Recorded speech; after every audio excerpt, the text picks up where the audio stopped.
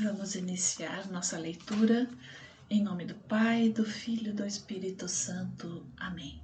Vinde, Espírito Santo, enchei os corações dos vossos fiéis e acendei neles o fogo do vosso amor. Enviai vosso Espírito e tudo será criado e renovareis a face da terra. Oremos. Ó Deus, que instruístes os corações dos vossos fiéis com a luz do Espírito Santo, fazei que apreciemos retamente todas as coisas segundo o mesmo Espírito e gozemos da sua consolação. Por Cristo nosso Senhor. Amém.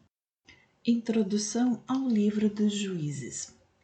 O livro dos Juízes, cujo autor é desconhecido, delineia a história do povo hebreu durante um período de cerca de 200 anos, desde a morte de Josué até meados do 11º século antes de nossa era.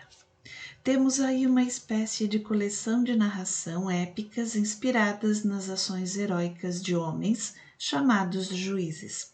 Esses homens foram, antes de tudo, chefes militares em épocas perigosas. Surgiram no meio de diversas tribos que haviam libertado, ao menos provisoriamente.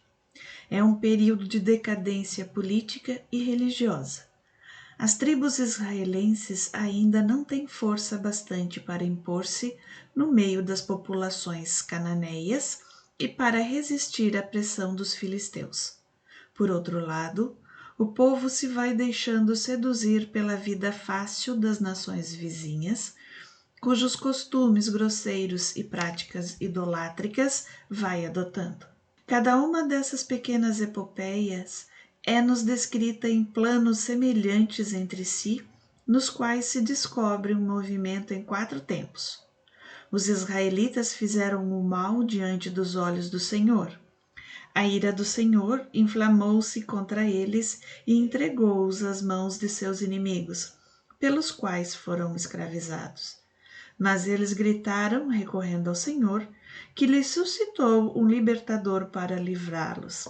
Dir-se-ia que a história é considerada aqui como uma verdadeira pedagogia divina.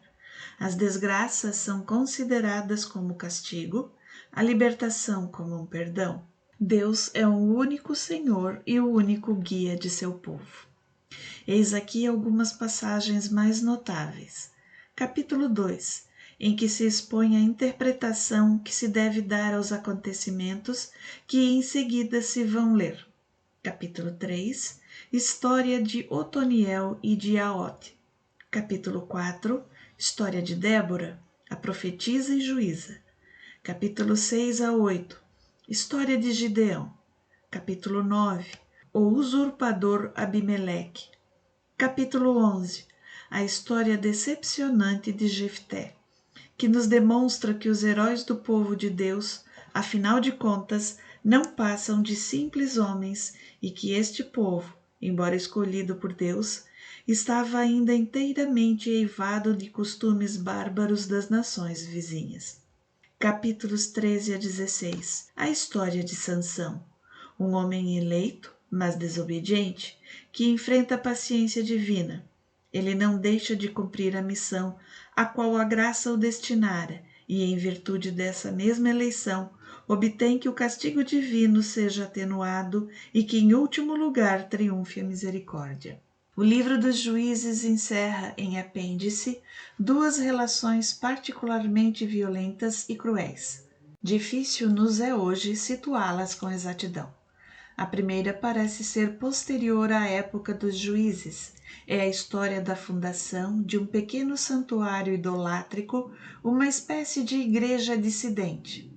Esse episódio, assim como o seguinte, a violação do direito de hospitalidade por pessoas da tribo de Benjamim, dá lugar a sangrentas represálias que não deixam de causar estranheza a um leitor pouco avisado. Trata-se de uma época em que ainda reinava a lei de Talião, na qual as tribos se insurgiam para vingar as injúrias feitas a indivíduos e unicamente a crueldade servia para reprimir os abusos ou as infrações ao direito comum. Urge notar, entretanto, que a relação não termina por um castigo nem por uma exterminação, mas pela reintegração de Benjamim na federação das tribos de Israel, sinal de magnanimidade de perdão. A leitura do livro dos Juízes prende o interesse dos leitores, apesar dos atos de barbarismos aí relatados por diversas vezes, testemunhando uma civilização primitiva e um senso moral ainda em vias de ser aperfeiçoado.